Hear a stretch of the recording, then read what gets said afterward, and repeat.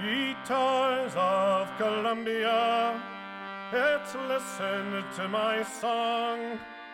It's of a Union battery, I won't detain you It's very good long. to see everyone again, even if by Zoom. I can't wait for in-person meetings again.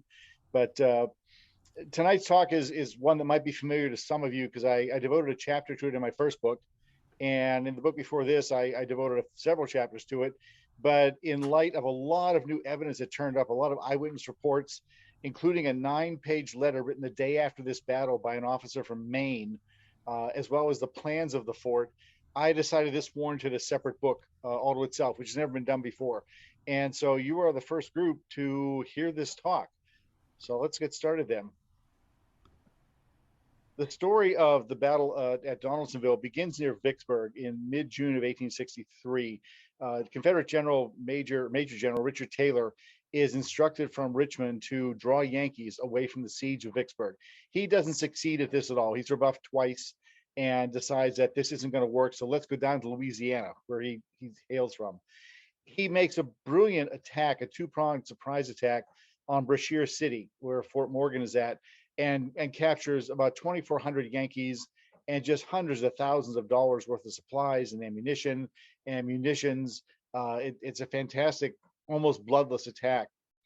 He then instructs one of his subordinates, the Cajun general, Brigadier General Alfred Mouton, to split his forces and take Thibodaux, which is on the rail line on the way to New Orleans. And Mouton sends a scouting party of Confederate cavalry to Boot Station. He is only 20 miles from New Orleans at this point, so he's really rattling the Yankees. He also tells Mouton to clear the area north to Donaldsonville of Yankees. Now, the state of the Union forces at this point in time is is very thin at the very best. Most of these towns are garrisoned by just a few hundred soldiers, if that. Brashear City was the most staunchly defended, and now it's gone. Most of the Union forces in Louisiana are around Port Hudson under Nathaniel Banks, investing that city. In New Orleans is Brigadier General William Emery. He has 400 men is all. And while there's a large squadron of Yankee ships out there, Emery's real concern is the fact that the town holds 1,500 Confederate parolees. And it is very much feared that these guys might conveniently forget their oaths to stay paroled until exchanged all of a sudden, and they outnumber the Yankees almost 4-1. The Navy itself is also stretched very thin along the river. Farragut has a number of ships in New Orleans itself. He is so worried that they actually arm all the supply ships. They empty the ordnance stores of the town. Every place that could hold a gun on board his ships has a gun. But along the river, along the 75 miles up past Donaldsonville, there are 3 lone gunboats. That's the only Yankee presence on the river. Someone who's just newly arrived is Commander Melancthon B. Woolsey on board the Princess Royal. And Farragut says to him just a few days before the battle, I really have no instructions to give you. His only orders are be vigilant and watchful of the enemy's movements, which is not much instruction at all. They have no idea where the Confederates are going to move, if they're coming to New Orleans or whatever. What they're going to do, Mouton will task Brigadier General Thomas Green, who's a Texan, to go north and capture Donaldsonville. South of Baton Rouge, this is the last Yankee bastion, if you will, between them and New Orleans. If they can take it out and interdict the river, it really is felt that if they can't raise the siege of Vicksburg, they can certainly influence the siege of Port Hudson. Green is given 6 regiments of Texas cavalry, about 1,750 men, 1,725. It's hard to tell. Their numbers are down, men are scattered here and there, but he has an overwhelming force. His target is Fort Butler, which, even though he says it's in Donaldsonville, is actually right across Bayou La Fourche. La Fourche is important in that it actually is a backdoor to New Orleans. It is navigable all the way to the Gulf of Mexico, as was learned by the pirate Jean Lafitte, who used it as a way to get around customs agents in New Orleans in his heyday. So it's an important junction of the rivers there. The fort is rather small. It was built over the winter of 1862 to 3. It's supposed to garrison about 600 men. It's got a nice stout parapet all the way around it. There's one main gate. It's got levees all around it to protect it from the flood waters of the 2 rivers. There's also a ditch, which will figure prominently in my interpretation of the story. It goes around three sides of the fort, but not the side along the rivers. What protects the fort along the river faces is a very high stockade, about 8 to 9 feet high. There's a gate in each one of these, and this will be the target of the Confederate attack. It's garrisoned at this time by the 28th Maine. The 28th Maine is so close to going home. They're less than a month away from going back to Bangor and Augusta and the seacoast. They can taste it. Unfortunately for them, they're ordered at the end of May to go north to the siege of Port Hudson. Only a single company garrisons the fort. Most of the men there are invalids. For some reason, the federal government decided to send Yankees from all of New England down to Louisiana and Texas to serve. And it's just not compatible with the environment. As was said, of Banks's army, there's supposedly 34,000 men on the books, but half of them couldn't even hold a rifle at that point in time. There's a great quote here from one of the Yankees who said that, the climate's fit only for snakes.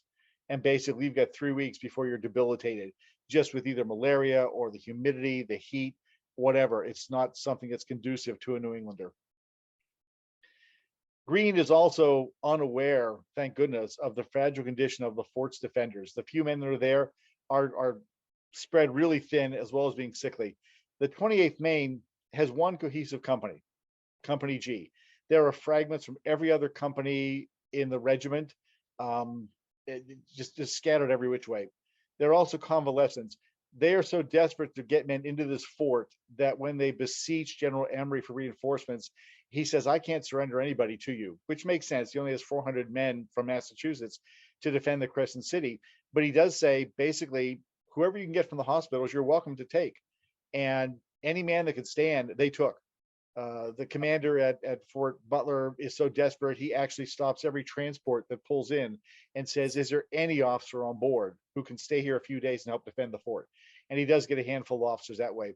There are, in addition to the guys from Maine, 11 men from New Hampshire, possibly more, we're not sure. An awful lot from Massachusetts. The 52nd and 53rd are 90 men, almost as many as there are from Maine. And what's more, there's at least a small squad of black soldiers there from either the 1st or 2nd Louisiana. And we know this not because they're referenced in the story of the battle, but because a Navy officer records in his watch log about 2 days before the battle that he witnessed a transport pull up and offload, quote unquote, some black soldiers from New Orleans. I would posit a squad of men. Still, all told, it's only 219 men. And if you remember, Greene has 1,725 men minimum. Additionally, and I apologize for this, there's no known photo of Major Bullen, the commander at the fort. This is an officer of about the right age. He is from Maine. He is a major. It could be Bullen. I'm not claiming it is. Bullen has no combat experience whatsoever. Bullen seems to be suffering from a rather severe case of post-traumatic stress disorder, which from what I researched can actually be pre-traumatic stress disorder. Just the threat of combat is enough to affect many, many people.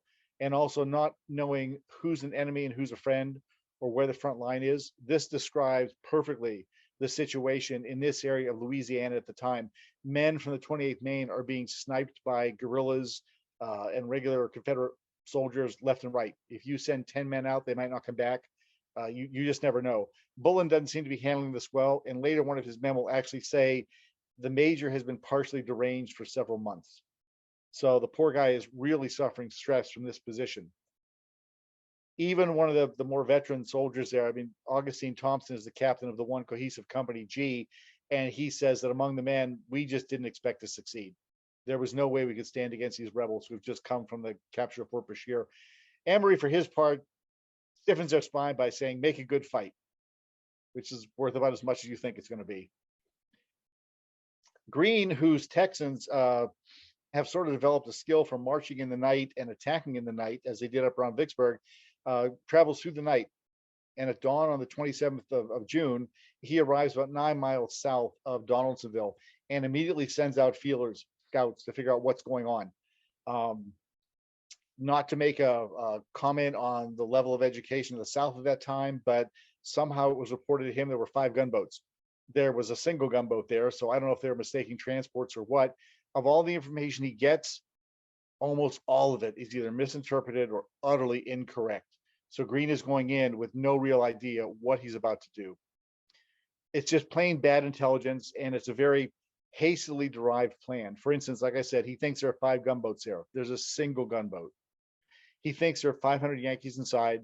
There are half that many. He has no idea how sick these guys are. He thinks the fort is surrounded by a totally impassable 16-foot ditch. It is not.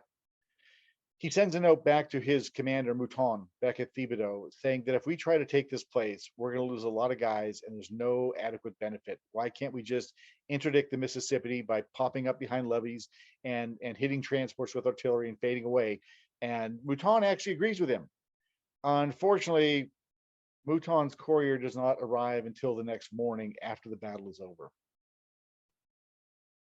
Greene, however, gets some later intelligence in the course of the day, and he comes up with a plan.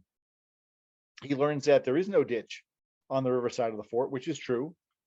He is told that charging over the levee on that side will get them in the fort, which is actually also true. There is an open path, except for the 2 stockades, into the fort with no ditch. He also believes the fort is garrisoned 100% by black troops. This is not true at all. He issues a demand for surrender at 4 p.m. through an officer he sends to the gate, and claims that if you don't surrender, I will not be answerable for the consequences of what my men have to do, and that no prisoners will be taken. This was unorthodox. This sort of ultimatum, I think I have an explanation for, and it lies in the fact that he believes the fort is garrisoned by black troops. It wasn't many weeks before this that the 1st and 2nd Louisiana went into action at Port Hudson. In a charge of the 2nd Louisiana, they actually broke into a Confederate fortification. And from what survivors said and eyewitnesses claimed, it was probably the most savage engagement of the Civil War, that the blacks took 75% casualties and there were no wounded and no prisoners. When muskets were fired and weapons were broken, men on both sides were seen to be tearing at each other with, clawed hands and teeth and gouging eyes, and it was frontier fighting, and there were no wounded taken. Everyone was slaughtered who got into the fort. This is the level of savagery to which the Southerners were willing to descend, but they felt they'd be exonerated. The deployment of black troops utterly infuriated the entire South, and they claimed they're being forced by the North to descend into barbarism, being goaded and maddened into uncontrollable fury and hate, and that we would never have done this at the beginning, but now we have, steeled our hearts to do it. And most chilling of all, history would hold them blameless in the judgment of mankind. So they've given themselves carte blanche to slaughter black troops at will. They just go absolutely insane. This is from a Southern newspaper. It's not from a Northern newspaper or anything like that. This is what they're saying about themselves. That might be the reason for his ultimatum of no quarter given. He believes he's facing a garrison of black troops. He is facing more black troops than he expects, though. The troops here, except for Louisiana's, of course, are mostly all from New England. They're white, but Bullen is bolstered by 20 additional men who are highly motivated. These are 20 freedmen who have been armed and rapidly trained, quote unquote, by a Sergeant Samuel Pollock of the 6th Michigan. Pollock is in charge of one of the plantations along the Mississippi in this area, which the government took control of. The government came in, realized, all right, we've just freed everyone there. They're no longer slaves, but they have to eat, they have to have a place to live, and they need employment. What can we do? So they set them to working on the plantations from which they've been freed, but paying them, feeding them, clothing them, allowing them to live there. Well, Pollock sees the writing on the wall and realizes that when the Southerners come back into this area, these guys are going to be totally enslaved again. So he quickly arms, I would estimate about 20. I base that on the plantation I believe he managed, and in the North, just based on the age range of guys we were drafting at the time, 20 men is probably about average. So Bullen has about 239 men, most of whom are well trained, many of whom have not seen combat, and like the black freedmen, have just barely figured out which end of the musket goes bang. Their defensive positions are stretched incredibly thin, and almost everyone is sick. It was said of one of the fellows from New Hampshire that they decided who would actually fire the cannon, whoever was the sickest would pull the lanyard. Everyone else would basically roll the cannonball to the muzzle, kneel up and load it and get out of the way, and then the least sick guy would pull the muzzle or pull the lanyard. They're that ill, for goodness sakes. The gate along the Mississippi is defended by Thompson, who has all of about 40 men or so, and he's stretched between the parapet and the stockade with its gate. At the other gate is more fragments of the 28th, a whole bunch of different conglomerate men from different regiments or companies who are down there convalescing. He's got about 41 men. This is Edward Neal, who writes the 9-page letter after the battle. In between, you've got, that's another officer from the 28th, but most of his company there is from the 53rd Mass. He's only got about 30 guys. You've got the freedmen under Pollock on what they think is going to be the safest gate because they figure the Rebs are going to come in at either stockade. You've got reserve squads of only about 8 to 10 men scattered around. And there's also 5 24-pounder guns in there, which I think are manned mostly by the 52nd Mass. And they're at different points around the perimeter of the fort. It's not many men at all. Bullen actually, after receiving the ultimatum, goes to Wolsey, the commander on board the Princess Royal, and basically says, I don't think I can hold the fort. Can you get us out of here?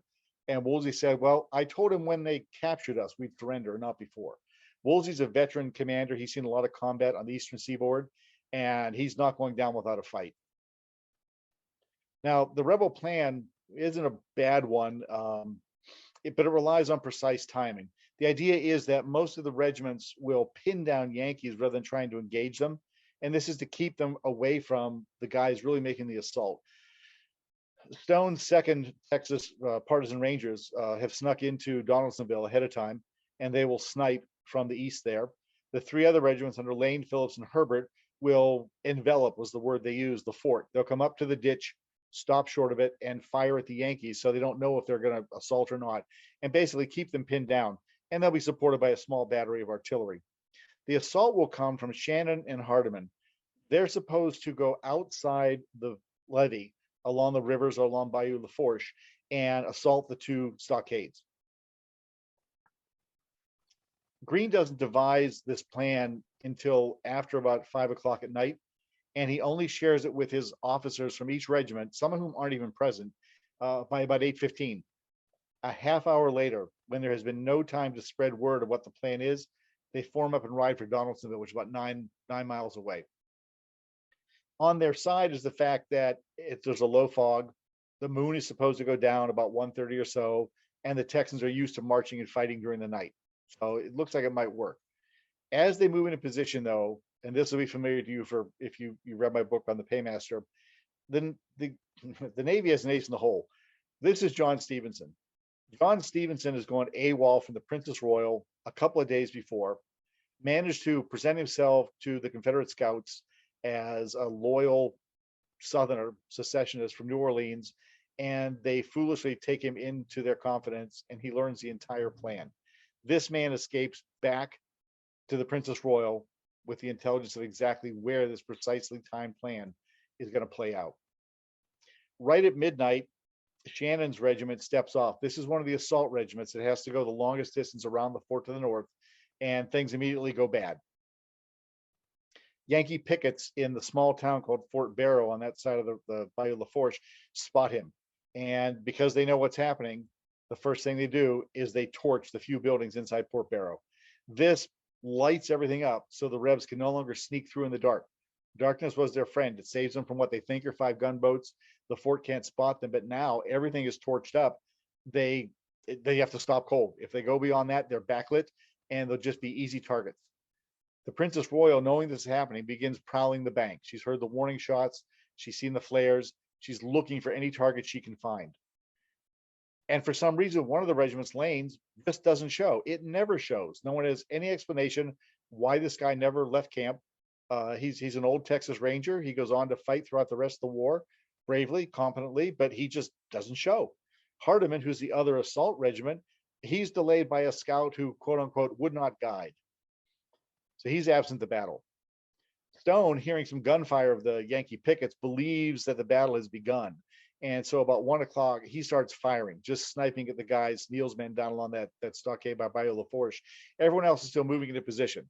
So he tips their hand. Shannon is delayed by sort of a cul-de-sac in the levee. I found the levee plan from a couple years after the war and did some research and found it hadn't been changed since the war. And I believe his men basically went into this blind canyon, if you will, prepared to assault what they thought was the fort. Turned out, to their embarrassment, it was just the levee. They had to backtrack. He's turning his whole regiment of about 350 men around taking them back along the river, and then finally reaching the fort. Like the records say, there was much blundering, so they're delayed. Princess Royal, in the meantime, is going up and down the edge of the shore, gunning at the Rebs. One reason why they can hit them is they won't shut up. This, in my opinion, might be related to the fact that they think the garrison is 100% inexperienced black troops. The Yankees describe this not as the rebel yell, but as a guttural, visceral bellowing, almost animal-like. And they do it throughout the battle. They just won't stop this baying, if you will. And it unnerved a lot of the Yankees, but it seems like it might have been intended just to frighten the garrison into surrender. I have no other explanation. Even as the Princess Royal is slamming, high caliber cannonballs and shrapnel into these guys, they won't shut up. They just keep on yelling, yelling, yelling. So despite the smoke and the fog, they're easy to pinpoint and target. By about 1:30, the fires in Port Barrow die down. They're no longer backlit, and the moon is down, so the Confederates can finally start moving. As Phillips and Herbert put down their covering fire, enveloping the ditch, and Stone does the same thing, Shannon, with his 5th Texas, assaults the barricade. Now, both his regiment and Hardeman's, which is a no-show, have been especially equipped with axes. 15 men in the lead have axes, and their instruction is cut through the gate or cut through the stockade as fast as you can. And they do manage to do this. There are loopholes in both these stockades, and both sides take turns firing back and forth.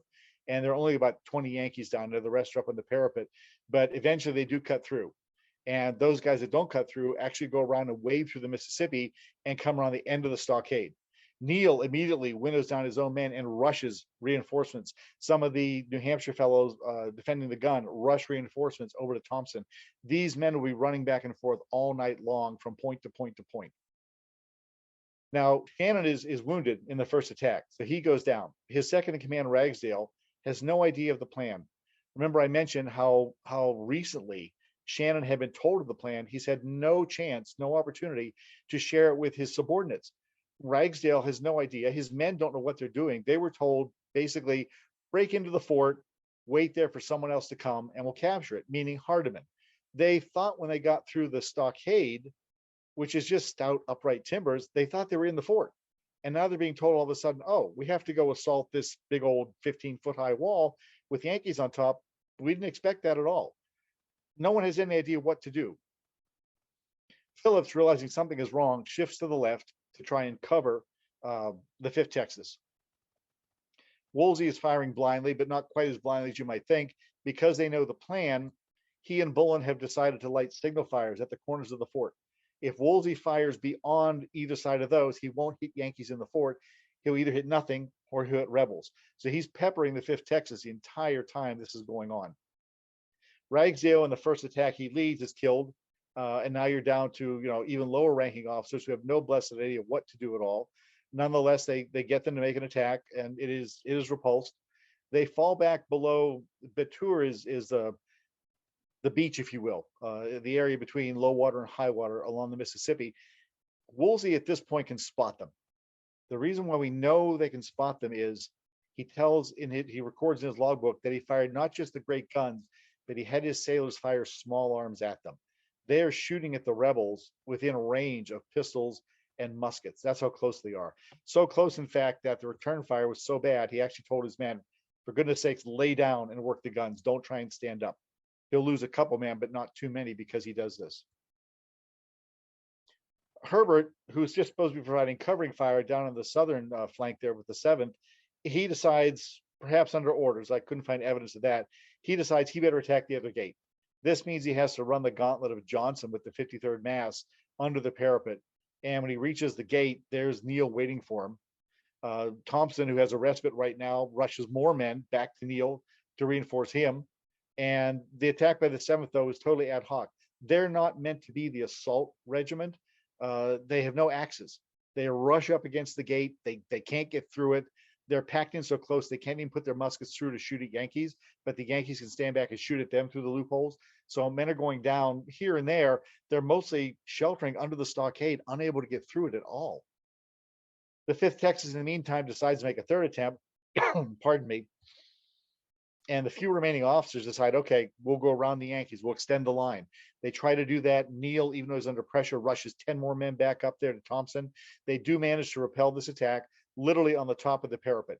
Again, the rebel ranks have been thinned by the Princess Royal, but the fellows remain up there, and Mass and New Hampshire. They manage to push these guys back down the parapet, and they're thrown back. Now, Woolsey keeps on maintaining fire along the Betur this entire time, down near the gate. He's dropping rebels left and right to the point where they decide, we can't handle this anymore. There are very few officers left. I wouldn't say the men break and run. They just decide, this is a no-win situation. Let's get out of here. Some will actually go back up along the coast, along the riverbank. Others will filter over the levee, because that's the safest place from the Navy gunfire, and join Phillips's 3rd Texas. Meanwhile, reinforcements go back to Neal, who's still facing Herbert at the bottom there. They're just hunkering against the levee and the stockade. The 7th Texas doesn't know what to do, where to go. They're not safe unless they're against the stockade. Another gunboat arrives in the Winona about 3 o'clock and helps speed the 5th Texas on its way. And the Winona then shifts down, because again, we know the plan thanks to Stevenson. She shifts down along Bayou Lafourche and just starts firing down the bayou. This hits Hardeman, who's finally shown up. Hardeman's men and Herbert's men are now getting peppered with fire from Winona. The 4th Texas arrives. They've got their 15 axemen. They can't get near the gate and the stockade because it's jam-packed with 7th Texans. There's just too many bodies to get through. All they're doing is standing there and getting shot at. Eventually, they decide to fall back. Both the 7th and the 4th Texas just break and run back down the levee, back past Johnson's men, and fade into the night. There's nothing they can do. At this point in time, the colonel who's in charge of several of the regiments, including Phillips and Shannon, decides that we have to have a 2-pronged attack. He assumes that Hardeman is fighting his way in. He doesn't realize that Hardeman is already broken and run. He needs an attack on this side, though. And he realizes that they can't do it along the river like they expected to. He orders Joe Phillips, whose men have only been prepared to, put down a covering fire, to cross the ditch. And Phillips protests, but obeys. Now, this is the greatest fallacy of the battle, and it's in a lot of books, and I have the plans of the fort, for goodness sake, but no one wants to believe them because it's a cherished myth. The ditch is not at all insurmountable. The figure here shows what I believe Greene and his men believed the ditch would be. And I say that because he said we can only cross it with ladders or long, stout planks. He's been told the ditch is 12 feet deep and 16 foot wide. However, the plan shows something a little bit different here. It is, in fact, 16 feet wide at the bottom. It's a little more than 12 feet deep, but it's only 45-degree slopes, and they're all brick lined. This means it's relatively easy to climb because you can pry bricks out for handholds.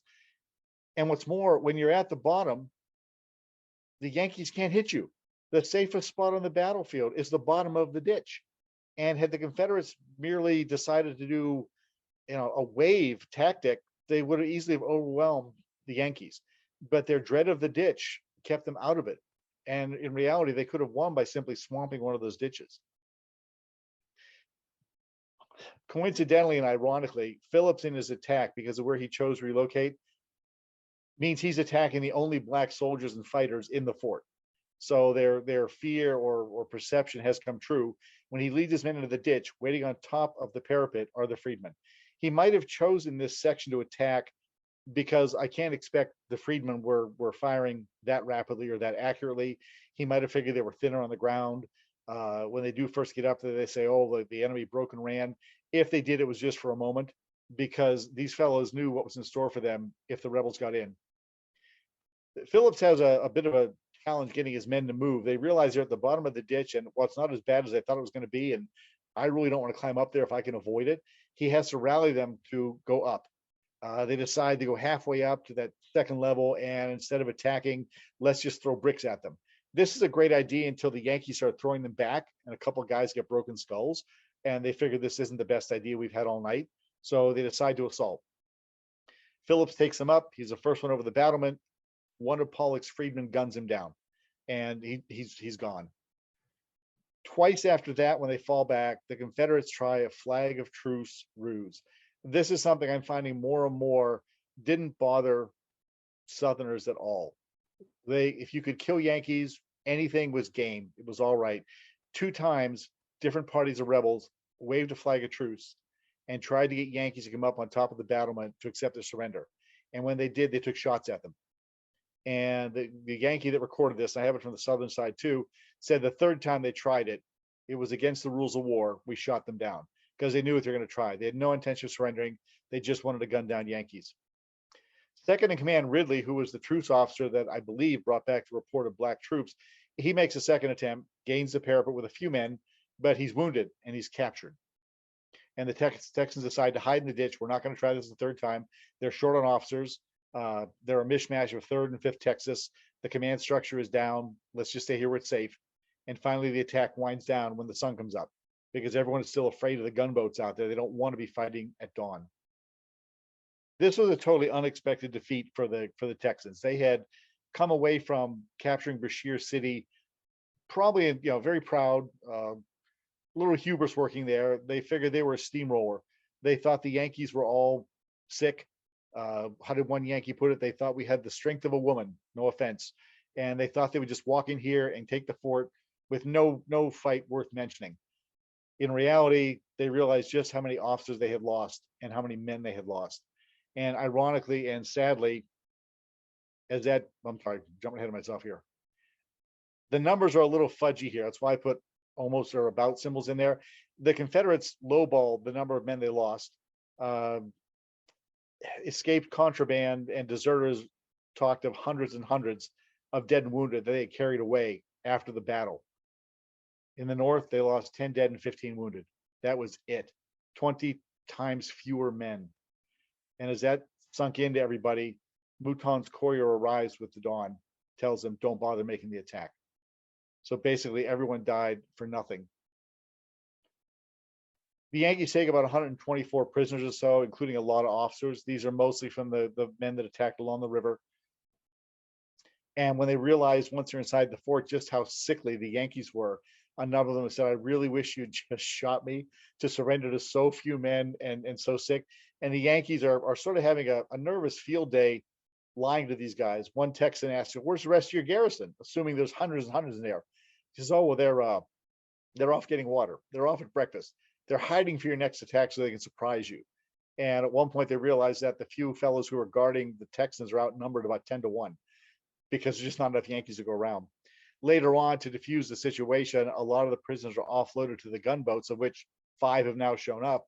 And in doing so, some of them recognize Stevenson and said things to him that he claimed were unparliamentary.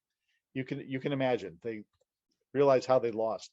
Immediately after the battle, this blame game begins, invention and deflection.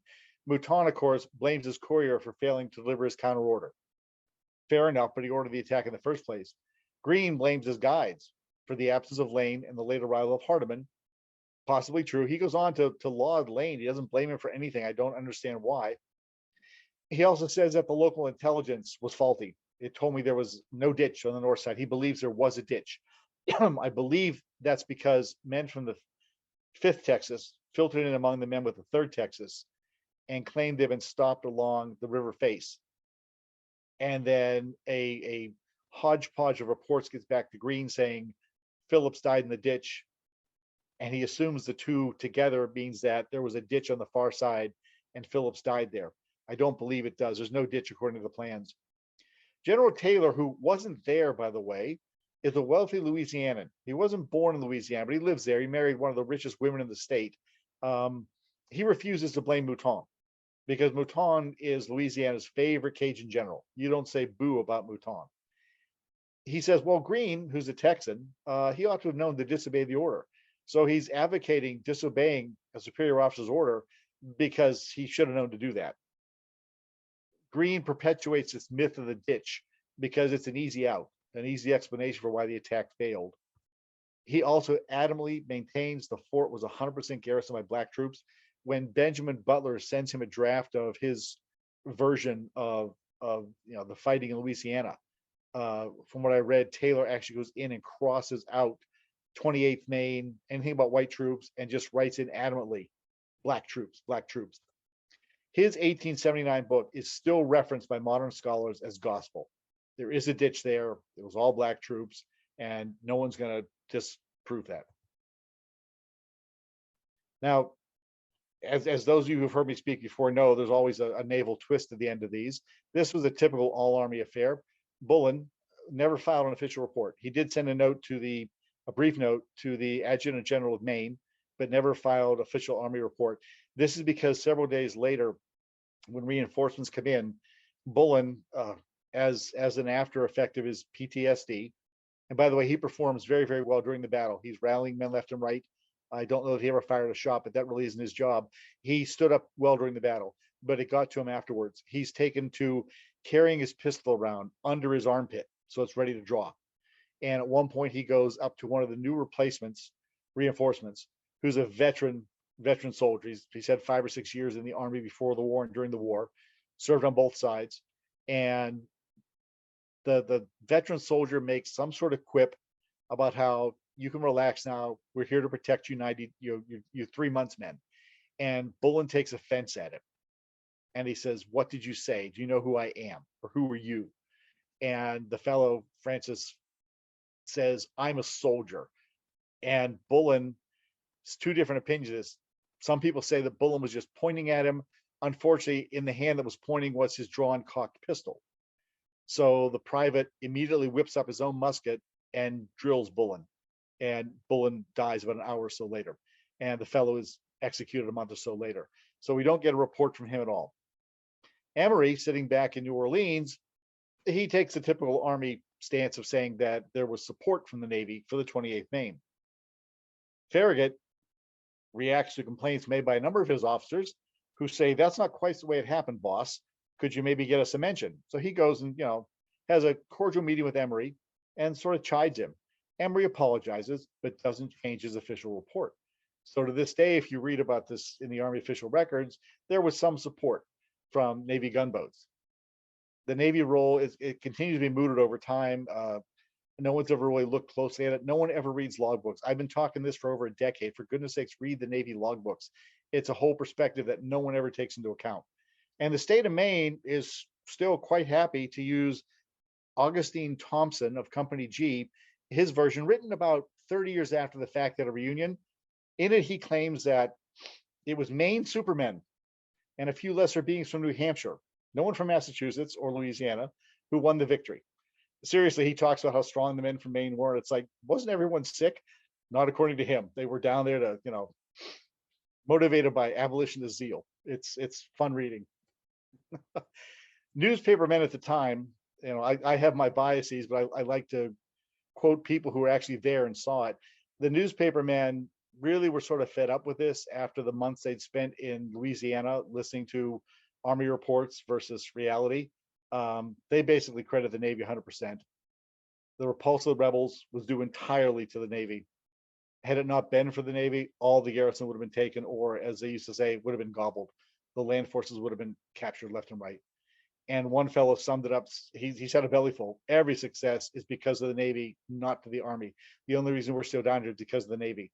And of course, one of my favorite quotes I've used several times from 1915. It's a Mississippi senator that summed up the whole war, saying, "Was it your Army that whipped us? You know it was not. It was your Navy that whipped us." So I like that quote. That is the Battle of Fort Butler. I was going to call this Naval Perspectives, and I realized it's totally new perspectives. I ran across the plans to the fort, which seemed to settle the question of the ditch. With the help of the librarian Pamela Dunning up at Wiscasset, Maine, I found Neil's 9-page letter to his sister the very day after the battle, including a plan of the fort with the position of every gun and every group of men. It was beautiful. It's a godsend to find that. That's never been discovered before. So, and it was sort of dumb luck. I found reference to it in a tourist book and went looking. So that helped a lot. And also because of the internet, I found scores of letters written to hometown newspapers in Texas, in Maine, Massachusetts. You name it, somebody wrote about it from the battlefield itself. So I think this answers a lot of questions about the battle, especially putting that myth of the ditch to bed. And the presence of black fighters is incredibly significant there, which really hasn't been played up before. So I thank you all. And if you want to ask questions now, we can do that. I'll point out that this book is available on my website. And again, if you order from me, I can sign it. And I'll just give you a forewarning that another chapter I wrote years and years ago now warrants its own book because of new reports that I found, new information. And that's Monitor's Unknown Mission, about the Navy attempted raid on Petersburg in 1862. That'll be coming out later this year. In the old Virginia lowlands low, in the old Virginia